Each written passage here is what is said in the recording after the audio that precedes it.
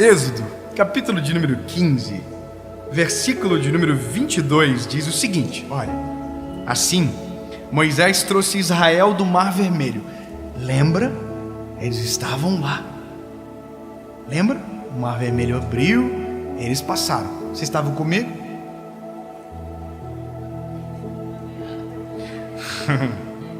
E eles saíram para o deserto de Sur. E foram 3 dias pelo deserto e não encontraram água.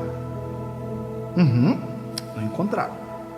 Aí, quando chegaram a Mara, não puderam beber as águas de Mara, porque eram amargas. Por isso o nome foi chamado Mara. E o povo murmurou contra Moisés, dizendo: o que beberemos? E ele clamou ao Senhor, e o Senhor lhe mostrou uma árvore, que quando ele lançou nas águas, se tornaram doces. E ali fez para eles um estatuto e uma ordenança, e ali os testou. E disse: se diligente ouvires a voz do Senhor teu Deus, e fizeres o que é reto à sua vista, e deres teu ouvido aos seus mandamentos, e guardarem todos os seus estatutos, não colocarei sobre ti nenhuma dessas doenças que eu trouxe sobre os egípcios, pois eu sou o Senhor que te cura. Agora olha que doideira. E chegaram a Elim, onde havia 12 fontes de água potável e 70 palmeiras, e acamparam ali junto às águas. Meu Deus, meu papai, meu lindo, isso aqui, quando eu entendi esse negócio, eu fiquei, sabe quando você fica perplexo? Que você fica, Jesus do céu. Você precisa entender uma questão geográfica, que é esclarecedora para você ter a noção do que está acontecendo aqui. Olha aqui. O povo estava preso no Egito. O povo foi liberto do Egito. O povo passou o Mar Vermelho. E agora o povo estava no deserto. Fechou? Indo para onde? Canaã. Mas agora olha que interessante. A escassez do deserto, ela é natural. O deserto não é um lugar onde você tem comida e abundância, água e abundância. Não, o deserto é um ambiente de teste. O deserto é um ambiente de provação. O incrível é pensar que esse povo andou 3 dias nesse deserto. 3 dias. 3 dias, se você olhar de maneira geográfica de onde eles saíram para onde eles chegaram, significa que eles andaram 160 quilômetros. Só que eles estavam extremamente reclamões, porque parece que essa era uma característica do povo. Nossa, eles estavam todos enfurecidos. Tem que encontrar água, tem que encontrar água. Aí são precipitados. Sabe o que eles fizeram? Tomaram a água de Mara. E é Mara porque a água era amarga, por isso esse é o nome. Aí a Bíblia diz que eles tomaram da água. A água é amarga. E reclamaram com Moisés: olha só, nós estávamos no Egito, pelo menos lá tinha água, porque no Egito tinha água em abundância mesmo. Lá tinha água, olha que absurdo. A gente está aqui agora, tomando água amarga no meio do deserto. E aí o Moisés: oh meu Deus, de novo esse povo ignorante e chato, já estão incomodando no 3º dia. E aí Moisés ora. E aí Deus diz para Moisés: olha Moisés, faz o seguinte, pega aquele pedaço de árvore e coloca sobre a água vai ficar doce, você vai dar de beber para o povo, mas fala para eles que aquilo que veio sobre o Egito não vai vir sobre eles, só que eles têm que me obedecer, eles têm que parar com essa palhaçada de reclamação toda hora, é passagem, vai para o destino. E aí Moisés fala para o povo: gente, olha aqui, se vocês obedecer, nenhuma maldição que sobreveio sobre o Egito vai vir sobre vocês, mas os olhos de vocês têm que estar fixados no Senhor. Então, pelo amor de Deus. Aí olha que doideira, beleza, eles receberam a palavra, tomaram água doce e andaram até um lugar chamado Elim. Agora a irritância acontece aqui. Sabe quantos quilômetros Elim fica de Mara? Quantos vocês acham? Eles andaram 160 quilômetros até chegar em Mara para tomar água salgada, amarga. Sabe quantos quilômetros de Mara até ali? Você não vai acreditar. 13 quilômetros. O quê? 12 águas de fontes e 70 palmeiras a 13 quilômetros. Mas porque foram precipitados, pararam em Mara para tomar água amarga. Eles andaram 3 dias. Se continuassem andando mais 1 hora, teriam chegado no melhor lugar que poderia existir no meio daquele lugar. Um lugar chamado Elim, cujo significado é árvores. Eles sairiam de Mara, águas amargas, para um lugar chamado Elim, árvores. E esse é o problema de ser precipitado, porque todas as vezes que somos precipitados, trocamos Elim por Mara. Todas as vezes que somos precipitados em agir, precipitados no falar, precipitados em tomar decisões, nós trocamos a água doce pela água amarga. E aí, quando tomamos a água amarga, dizemos: oh, por que Deus? Aí Deus diz: lindo, se ao invés de reclamar, tivesse andado mais 13 quilômetros, teriam chegado ao lugar aonde eu havia já predestinado a vocês. E aqui, lindo, eu entro em um momento necessário para nós. A maioria dos problemas da nossa vida são ocasionados porque não fomos sábios na hora de decidir, fomos precipitados. E já dizia o velho provérbio: o apressado come cru. E esse é a gente.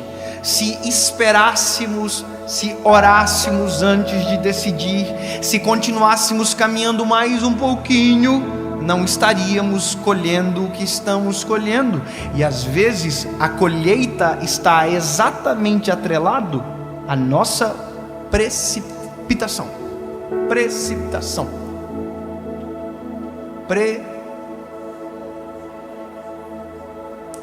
Precipitação. Precipitação. Saiu. Glória a Deus. Entendeu? Para pensar. Simples. Analisa você. Analise a sua história. Perceba o que você vive e tente encontrar o porquê você está vivendo o que vive. Você vai encontrar uma decisão sua no meio da história. Para quem casou mal, é só você olhar a decisão que tomou. Foi você que escolheu o bebê. Se tivesse esperado 15 minutos, o príncipe tinha chegado, mas preferiu o sapo. Agora aguenta. O mesmo vale para o príncipe que estava atrás da princesa e casou com a Fiona.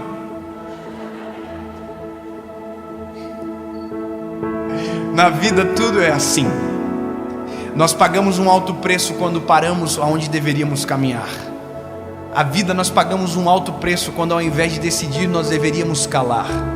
Todas as vezes que nos precipitamos passamos vergonha. Isso é comum, isso é natural. Só que isso parece que não nos ensina. Sabe, a Bíblia tem um provérbio que eu acho maravilhoso. A Bíblia diz o seguinte: até o tolo, quando fica em silêncio, passa por sábio. E a gente que pensa que é sábio e não cala a boca vive pagando o papel de tolo. Então, meu lindo, há uma verdade embutida no texto que, é claro, precisava um pouquinho de uma informação de quilômetros, que se você que caminhou 3 dias caminhasse só mais 1 hora, chegaria no destino. E o que fez você parar foi o quê? Precipitar. Precipitar é fazer antes da hora, é mexer antes da hora. Então, eu quero que você olhe para a Bíblia, olhe para você e encontre razões para não repetir. Olhe para a família e encontre razões para não se precipitar em áreas que alguém já se precipitou e tomou decisões equivocadas e perdeu muita coisa da vida. Quer ver uma coisa absurda? A Bíblia tem histórias de pessoas que se precipitaram e colhem consequências às suas gerações até hoje. A Bíblia havia prometido um filho para Sara e Abraão. Quem lembra dessa história? O nome do filho é Isaque, o filho da velhice, o sorriso, a alegria. Só que olha que interessante, Deus prometeu, a Bíblia diz que Deus está indo para Sodoma e Gomorra para destruir os dois seres, mas o Senhor estão na frente da casa de Abraão, e dizem para Abraão, Sara que está dentro da tenda ri, porque diz, puxa, a gente é muito velho, isso não vai acontecer. Só que tem uma palavra, a palavra é, eu vou dar um filho. Pronto. Agora, olha que loucura, Abraão quer o filho, Sara quer o filho. O que precisa fazer? Esperar. Eles não esperam. Sara pede para que uma das suas servas, chamada Agar, se deite com Abraão.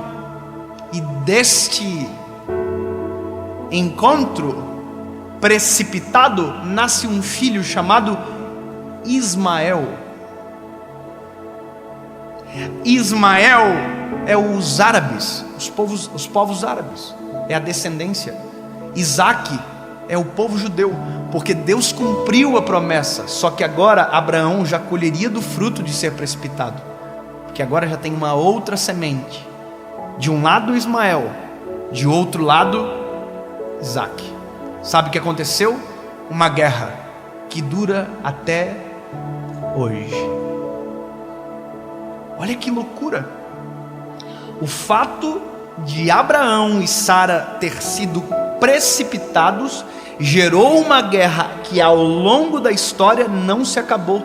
A guerra do povo árabe com o povo judeu é uma guerra de irmãos, mas fruto de um homem precipitado. Nós chamamos de pai da fé, mas entenda que toda ação tem uma reação.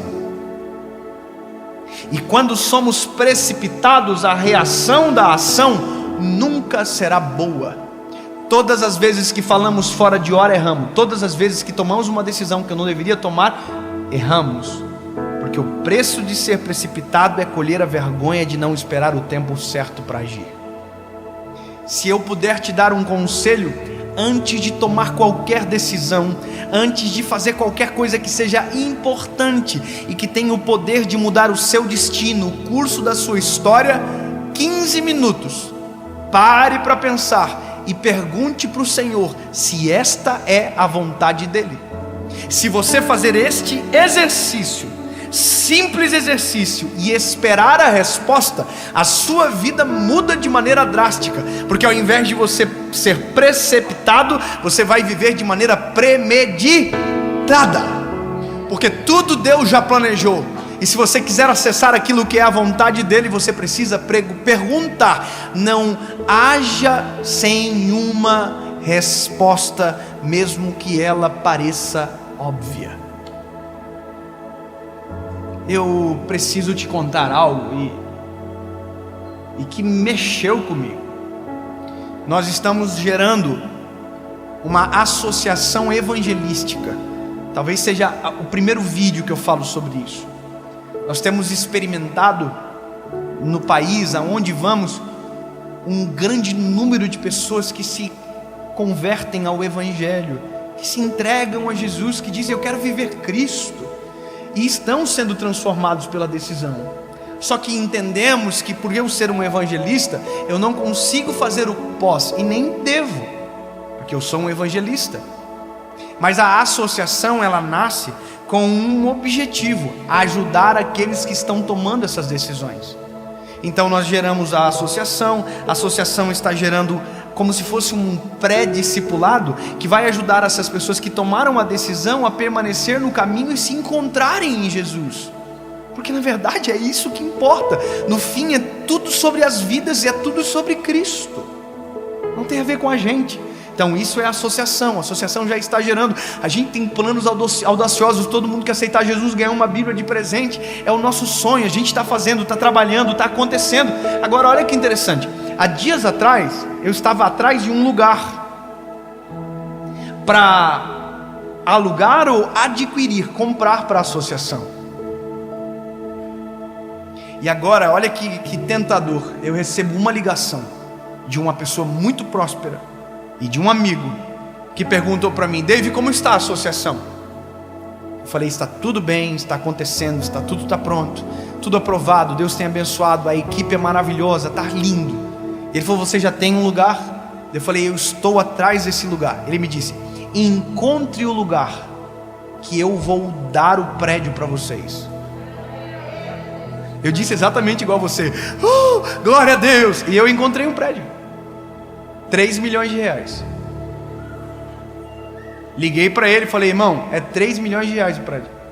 Ele falou, pode comprar. Eu disse igual a você, glória a Deus. A única coisa que eu não fiz foi perguntar para o Senhor. O fato de ter condições não significa que essa é a melhor decisão para se tomar. O fato de ter alguém que dê não é isso. Não pode ser isso. Esse é o problema. Quem se move pelo óbvio vive de maneira precipitada. Não é óbvio que vai acontecer. Não é óbvio. Se você quer viver o sobrenatural, nunca será óbvio, sempre será surpreendente, sempre vai ser diferente do aquilo que você criou como expectativa. Permita Deus surpreender você, pelo amor de Jesus. Eu vou dizer de novo porque eu amei falar isso. Permita ser surpreendido por Jesus, porque isso é maravilhoso. Não tente viver pelo óbvio. O óbvio sempre será boring, chato, por mais que pareça legal. Irmão, eu fui ver o lugar, lindo, maravilhoso, achei um espetáculo. Só que quando eu estava descendo assim a rampa do lugar, o Espírito Santo falou no meu coração, assim? Sem nem me perguntar? De maneira clara eu senti isso no meu espírito. E aí o corretor de imóveis perguntou para mim, e aí? Vai ficar com o prédio?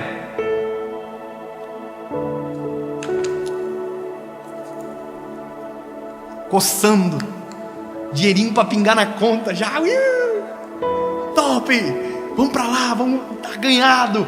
Aí eu, não sei, cara. Como assim não sabe? Aí eu falei isso aqui, eu preciso que Deus fale comigo. Eu vou fazer uma oração e eu vou pedir uma resposta. Se Deus não me responder em 24 horas, eu não vou comprar. O corretor ficou assim, como assim? Eu dependo de Deus então? Imagina o tanto que esse corretor não deve ter orado, irmão.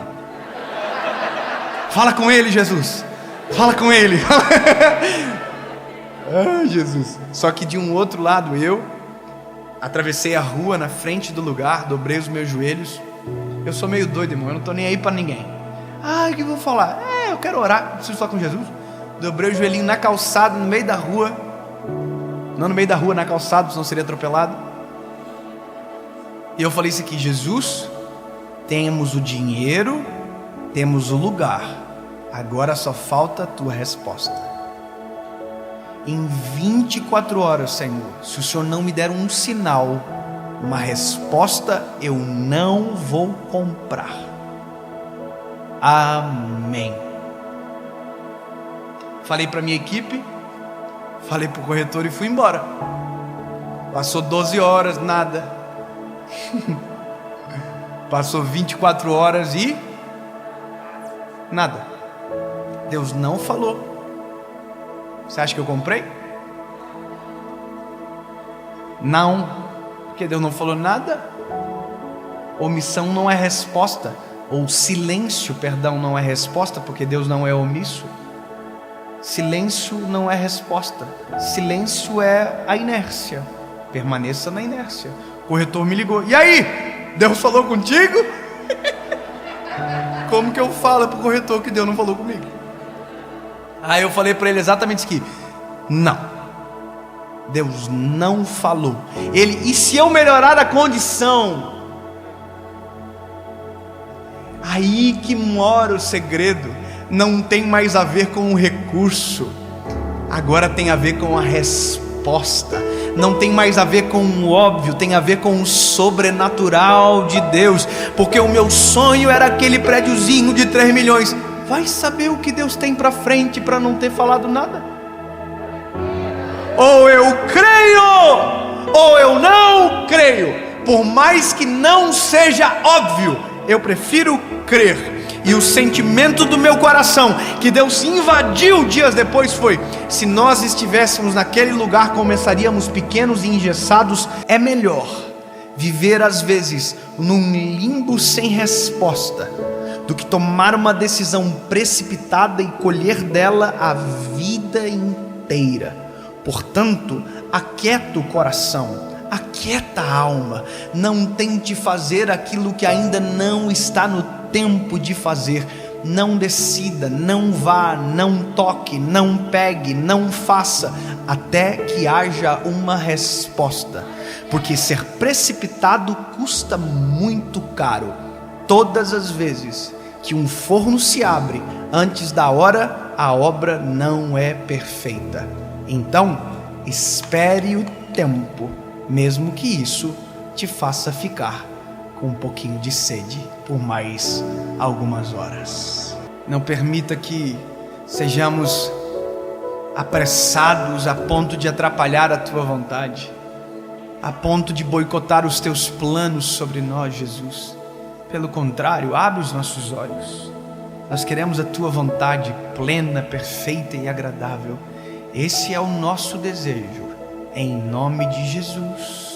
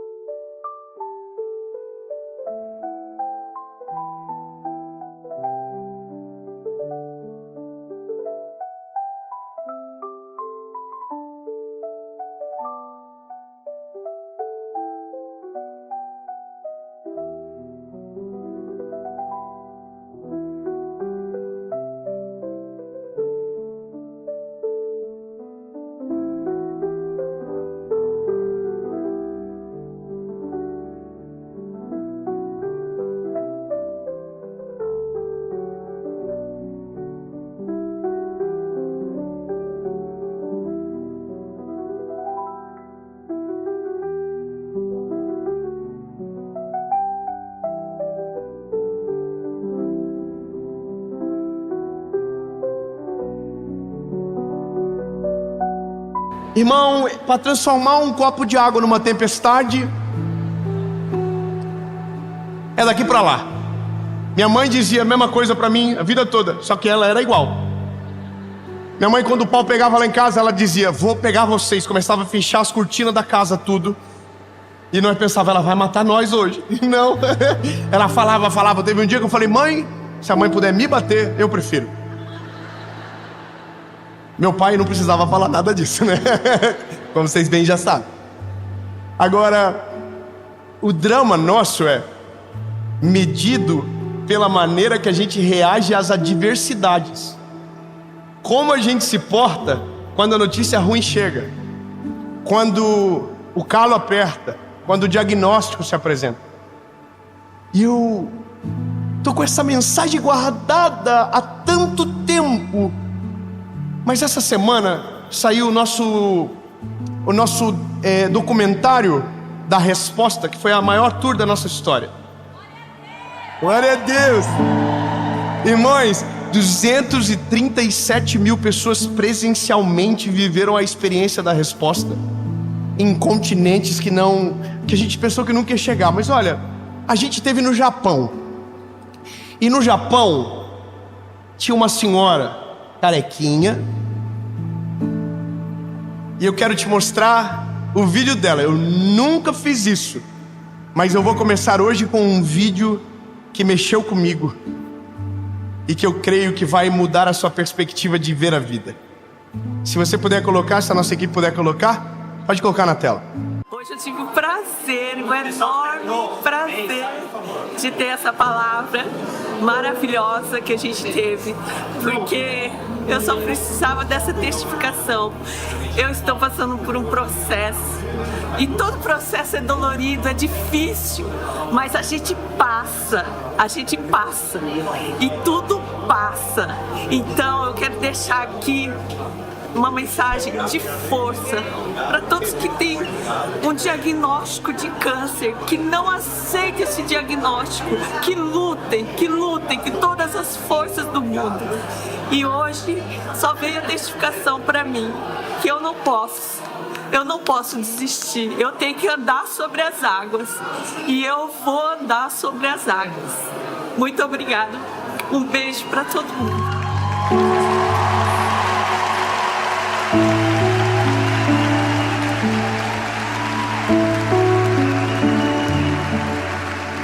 A gente vai voltar para o Japão em 2024. E eu quero encontrar essa mulher, porque é uma aula. Eu conversei com muitos amigos sobre isso. Tenho amigos que são médicos e perguntei qual que é o momento mais difícil para um paciente de uma doença como o câncer. E não é a quimioterapia, não é quando raspa o cabelo, é quando chega a notícia. Quando chega a notícia, é o pior dia da vida dessa pessoa. Só que lindo, eu não vou falar sobre uma doença aqui, eu vou falar sobre as adversidades que nós somos impactados e que define o rumo que a gente toma depois que a gente recebe. É como a gente reage que demonstra a nossa percepção de fé em Jesus que temos de verdade. A nossa fé não é testada quando tudo está dando certo. A nossa fé é testada quando o primeiro raio cai do céu. É quando a tempestade chega que a nossa fé é colocada em xeque. Então, aqui, a maneira que olhamos o mundo determina muito sobre o que vamos experimentar dele.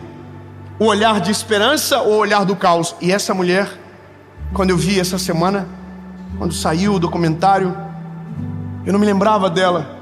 E a fala que eu tinha na minha cabeça dela era outra fala. Era só: eu sei que eu vou andar sobre as águas. Mas você observou? Carequinha, com algo de exame aqui no braço. Mas você viu o rosto dela? Você viu o que ela diz? Ela está passando pelo momento mais difícil da vida dela, e ela está usando isso para aconselhar a outra pessoa. Ela está dizendo: se você tem um diagnóstico do câncer, lute contra ele até o final. Uau! E ela diz: porque eu sei, eu vou andar por cima das águas. É uma percepção de crise diferente do que a gente está acostumado. Quando eu pergunto se você é dramático, é porque quem é dramático, o problema não precisa ser grande. Engana-se, o problema pode ser desse tamanho. Quem é dramático faz parecer que é a pior coisa do mundo. Você já viu gente que reclama de coisa que era o teu sonho viver? Ai, acabou a gasolina no meu carro. Oh meu Deus. Tem alguém que não tem carro sonhando o dia que vai ter algo para acabar a gasolina na vida dele, que a única coisa que acaba é a corrente que cai, mais nada. Que não tem pobre aqui, senão todo mundo ia entender, porque é bicicleta, sabe? Eu não lembro. O povo de Bauru aqui é muita gente rica, irmão, é difícil pra gente, eu sei. Mas, gente, o drama, ele é um inimigo da fé. O nosso desespero, ou a forma que a gente reage às adversidades, se torna inimigo do resultado do projeto de Deus na nossa vida. É como se nós fôssemos nossos próprios inimigos. Irmão, eu tenho o meu pequenininho Noah, que é o do meio, o Minion, e ele é muito engraçado porque ele é o mais dramático da família. E toda vez que ele cai, ele chora que parece que morreu, irmão. Corre todo mundo, ajuda ele. E aí toda vez eu pergunto a mesma coisa: filho, de 0 a 10, qual o nível da dor? Ele fala: infinito, pai. Aí eu digo para ele: então vamos para o hospital. Ele: não, pai, não é infinito. Quando ele vê que vai ter consequência, ele retrocede. Irmão, quando chega a notícia ruim na nossa vida, a forma com que a gente reage determina o próximo passo que vamos dar. Então veja bem, vamos para a Bíblia, que a Bíblia é a aula de tudo que a gente precisa.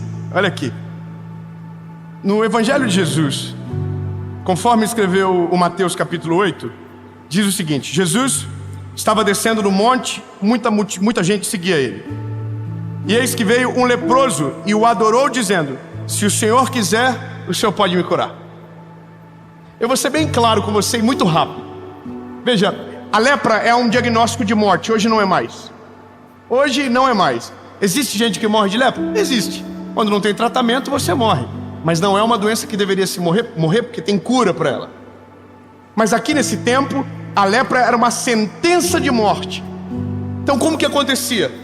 Você tem uma sentença de morte, você sai da sua casa, leva o que você precisa levar, porque você não volta mais para sua casa. Você só vai dali para o túmulo.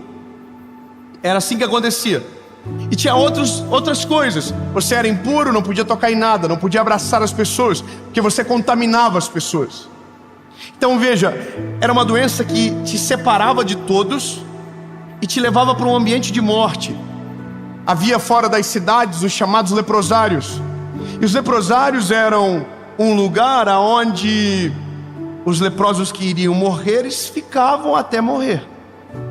Então quando o cheiro era muito forte e o vento vinha da banda dos leprosários, a história conta que os leprosos tinham que sair todos daquele lugar, porque o vento fedia e entrava na cidade. Então eles não podiam ficar na direção que o vento passava. Humilhação, constrangimento e morte iminente. Essa é a notícia. Então imagina você vivendo no tempo da Bíblia e de repente sai uma ferida no teu braço. E aí você acende a luz vermelha, procura o médico e o médico diz: é lepra. Você vai morrer dessa doença. Qual que é o primeiro passo do ser humano? Eu vou dizer para você o que nós fazemos. Naquele dia a gente começa a morrer. Se a gente não sabia, não acontece nada. Mas porque a gente é humano, naquele dia a morte se apresenta. Então agora nós não olhamos mais para o que Deus tem, nós não olhamos mais para a vida, não olhamos mais para os filhos. E isso se aplica em tudo, as notícias, as catástrofes, as histórias. O jeito que recebemos determina o que fazemos. E se o que fazemos é carregado de drama e ausência de fé, o fim não é bom. Então, olha o panorama, recebe o diagnóstico, vai para o leprosário e a lógica é: espera morrer. E o problema é que quando nós somos assim, e somos, a nossa dificuldade de crer aumenta. Porque a gente consegue acreditar mais no diagnóstico do que na palavra de Deus. Nós conseguimos acreditar mais na notícia do que o que Deus está falando. Nós conseguimos acreditar mais no agora do que o que Deus tem para nós preparado para o futuro. A gente trava. Então a gente esquece das promessas do Senhor. A gente esquece de tudo aquilo que Ele disse. Irmão, eu tenho uma coisa no meu coraçãozinho: tudo o que Deus falou comigo vai acontecer. Portanto, eu só sei que vou embora desse rolê quando tudo se cumprir. Tem muita coisa que está acontecendo já, irmão. Tô até com medo, porque está acelerando. Você entende? Agora, a Bíblia diz que esse leproso, ele sabe que Jesus está vindo. E aí a postura dele é sair do leprosário. Ele sai do leprosário, porque ele está vendo que existe uma esperança para ele. E a esperança dele é Jesus. Consegue imaginar a cena? Ele é leproso, ele não pode adentrar na cidade, ele não pode encostar em ninguém, mas Jesus está descendo. Então ele arrisca tudo para que Jesus o veja. Então a Bíblia diz que ele chega de maneira rápida, se joga aos pés de Jesus e diz: Jesus, eu sei que se o Senhor quiser me purificar, eu serei limpo. Ô irmão, peraí, eu vou te lembrar uma história de um paralítico. Um paralítico que Jesus chega para ele, ele está no tanque de Betesda. A Bíblia diz que quando Jesus chega para ele e pergunta: você quer ser curado? Ao invés de ele dizer quero, ele começa: porque eu estou aqui há 38 anos, porque o anjo desce, ninguém me ajuda, porque ninguém gosta de mim, ó céu, ó vida, ó azar. Ele está na frente de quem pode curar ele, e ele está tentando convencer Jesus do passado dele. Agora olha esse leproso. Jesus está no lugar que não era para ele estar. Ele chega para um lugar que ele não podia chegar, e ele diz: eu sei que o Senhor pode. Aleluia! Irmão, não importa a notícia, não importa o diagnóstico, não importa o que aconteceu, não importa o que veio, a única coisa que você pode ter certeza, Ele... Irmão, quem é filho aqui? Levanta a mão. Quem é filho? Irmão, ser filho é maneiro, não é? Porque a gente tem os golpes. A gente sabe, não sabe? A gente sabe como convencer. Meus filhos, irmão, sabem como me convencer das coisas. Eles pedem uma coisa gigante, mirando na do meio. Aí eu digo que não posso, eles pedem a do meio, que era o sonho principal. Eu dou do meio pensando que dei nada e dei tudo que eles queriam. Você entendeu o golpe? Irmão, eu vou falar uma parada para você. Se a gente sabe que Deus pode tudo, agora a gente precisa saber se Ele quer. E a gente só sabe se Ele quer se o que nos domina não é o caos, não é o pânico, não é a tempestade, mas a fé que Ele pode todas as coisas, entende? Se eu sei que Ele pode tudo, agora eu só preciso saber se Ele quer.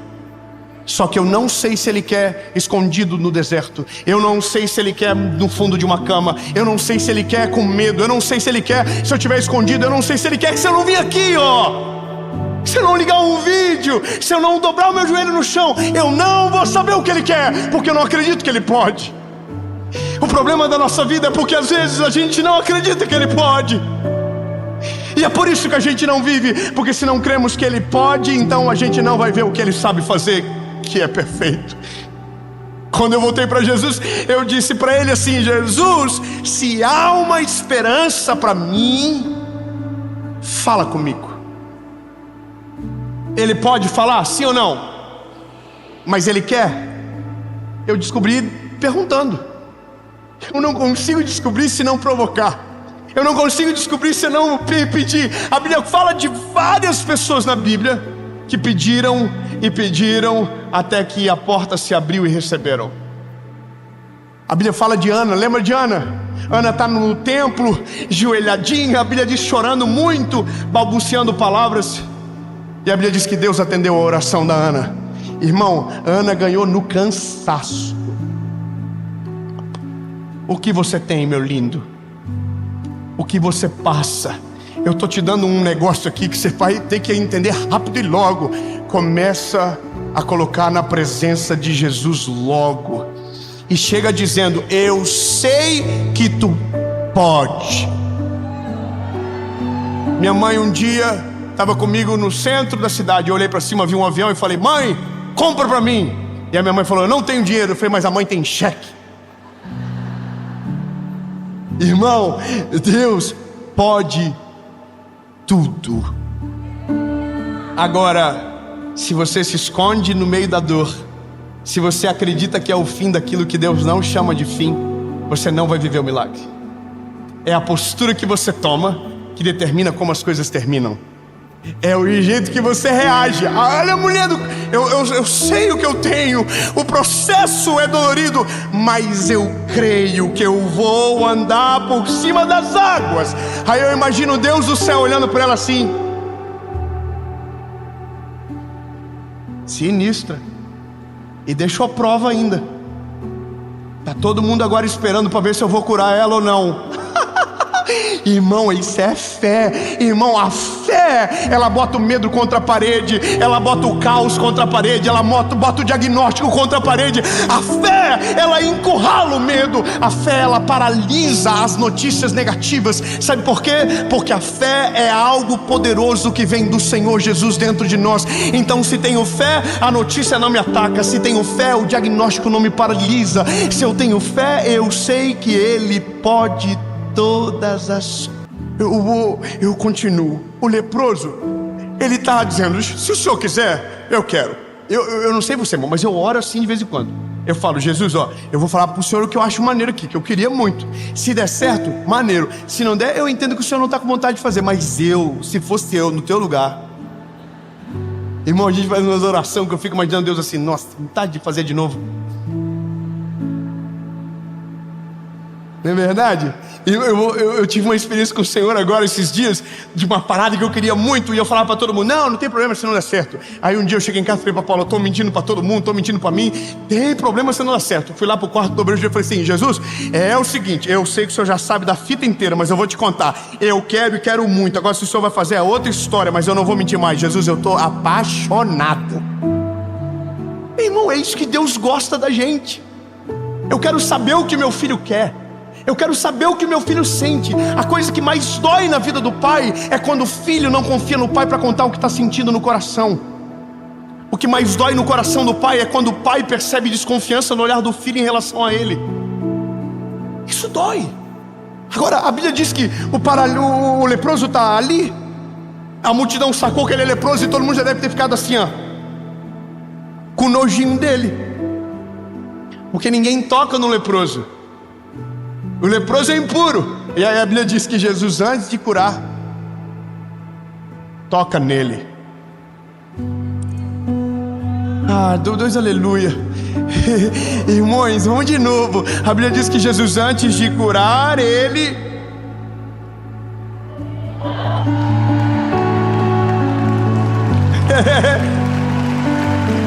Não, eu vou melhorar, eu prometo. Sabe o que isso significa? Meu lindo, o que você morre de medo, o que te paralisa, o que te assusta, o que te afasta das pessoas, o que parece fazer você não crer em mais nada, Jesus, para ele, é nada. Ele tocou no leproso.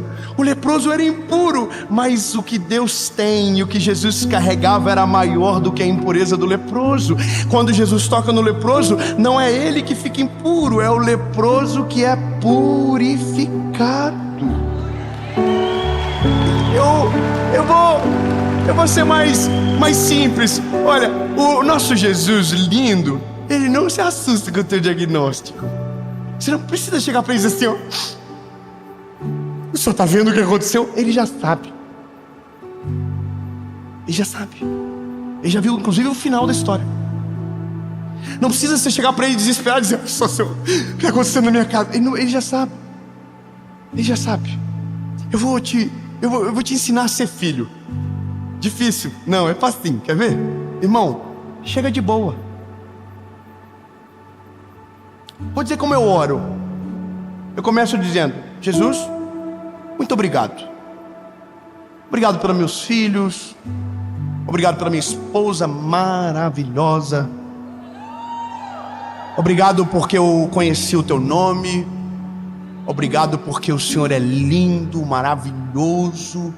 Obrigado porque o Senhor me salvou. Obrigado porque eu tenho o privilégio de pregar o teu nome para tanta gente. E eu vou falando com Jesus: oh, Jesus lindo, aleluia. Aí quando o coraçãozinho de Jesus está molinho, eu digo: então. E ele já sabe de tudo isso antes de eu falar. Mas a gente só consegue orar dessa maneira se a gente sabe como a gente é filho dele. Irmão, a gente tem que aprender logo a agir como filho de Deus. Irmão, o filho, ele é folgado, não adianta. O pai pode estar no telefone com quem quer que for. Ele chega, pede a palavra, puxa o pai e diz: conversa comigo agora, pai. Irmão, quando temos a certeza disso, a notícia não nos paralisa. Por quê? Porque o meu pai pode tudo.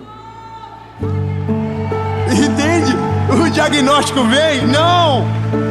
O meu pai pode tudo. A tempestade cresceu e você está morrendo de medo, lembra? O meu pai pode tudo. Aleluia! E aí, lindo, a vida muda. Veja, Jesus tocou no paralítico, falou: está curado. Acabou. Imagina, obrigado. Só irmão, o leproso está purificado.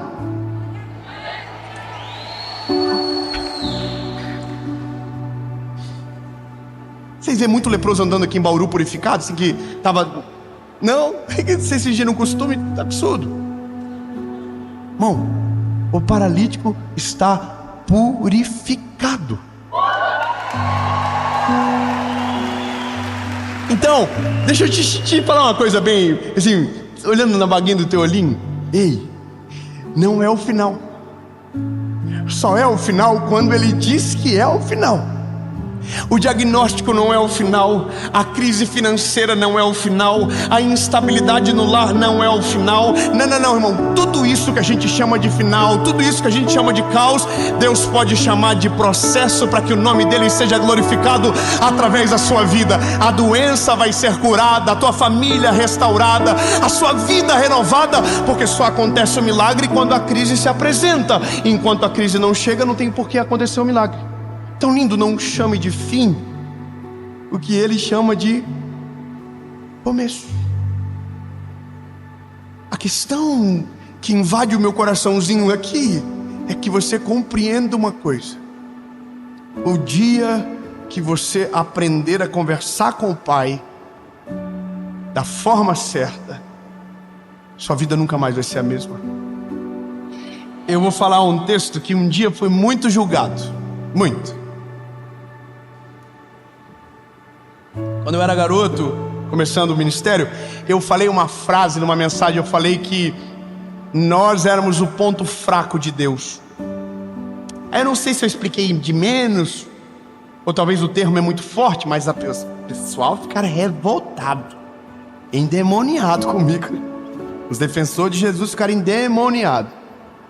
Irmão, aí eu fiquei ruim com aquilo, sabe? Então eu acredito que Deus não tem ponto fraco também, porque Deus é perfeito.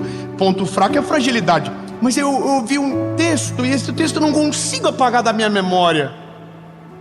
Então eu sei que ele não tem ponto fraco, eu sei que ele é poderoso, eu sei, mas tem uma coisa que eu não consigo apagar. É um livro, Salmos, que diz o seguinte: o Senhor não resiste. Calma, é que dá pano pra manga isso. Mas aí a Bíblia continua: o Senhor não resiste a um coração contrito e quebrantado. Irmão, se diz que não resiste, sei que tem outras coisas que ele resiste. Eu sei o que é. Ele resiste ao coração soberbo, a Bíblia diz. Só que se ele não resiste, é porque tem alguma coisa aqui diferente. Então deixa eu te dar o sinalzinho de quando você for orar, rasga o coração, chora para Ele, rasga o coraçãozinho de alto a baixo. Diz: Jesus, eu me desarmo de todas as minhas defesas, eu abro mão, Jesus, de todas as coisas. Senhor, eu estou aqui jogado na Tua presença, e eu sei que o Senhor pode, e quero tanto que o Senhor faça. Aprenda a pedir como um filho, e se prepare, porque a Bíblia diz que Ele não resiste a um coração contrito e quebrantado. Ele pode tudo, próximo passo agora é descobrir se Ele quer. Jesus, Tu pode todas as coisas. Nenhum diagnóstico é mais poderoso do que o Senhor.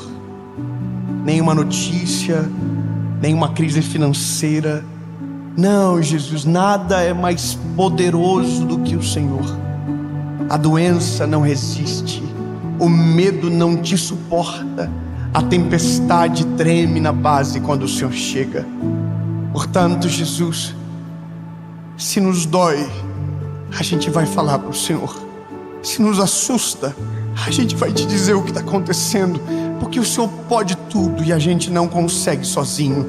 Jesus, muda a nossa história.